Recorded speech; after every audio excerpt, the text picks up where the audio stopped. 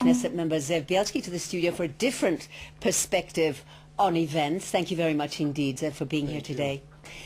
Now, you heard the Prime Minister's speech, which is widely believed to outline his position ahead of his summit with President Obama.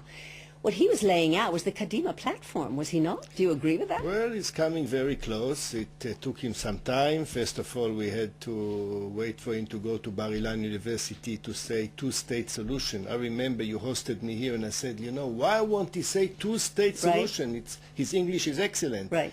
We couldn't get this word from him, and now he's going towards Kadima. Now, if that is the case, why did Tzipi Livni, your party leader, instead of welcoming the change, attack the Prime Minister so fiercely when he was calling for unity? Well, it's too little, too late. You see, what happened today, look, based on the results, the world against us.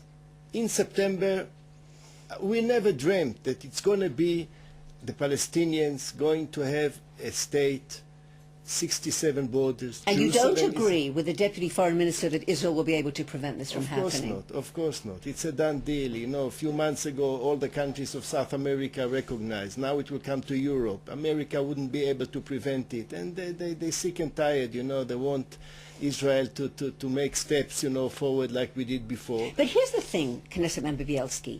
Now, the Palestinians are blaming Israel for the deadlock.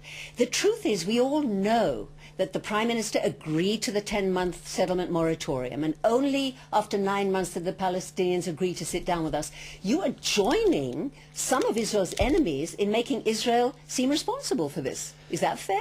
Well, the world is not fair, you know, Leah. It's very simple, you know. Or you're going ahead and you take initiatives and you said, I'm prepared to sacrifice for peace, I'm prepared to talk about peace, and then the world support you, like it happened 2 years ago after Gaza. 1,000 people were killed there, and still all major countries from Europe supported us 100%. America supported us. Now we lost the support. People don't support us anymore. They recognize us as apartheid country. In September, it's going to be announced in the UN that Palestinians, they don't even count us, you know. It is a terrible situation. We are not alone in this world. So that's why we're very upset, you know, and we wish that the Prime Minister, you know, he tried to say it in his speech. I agree with you, Leah. It was signs. By the way, I'm coming now from the Knesset. All his friends are very cross with him. You know, this is not the way that he should go. But hopefully, you know, he'll be able to persuade. He can persuade me easily. But he should persuade Obama, Europeans, the world. We are part of this world. And God forbid if we are not going with America hand by hand like we did for 63 years. God forbid if this is the case. So I hope he knows what he's doing.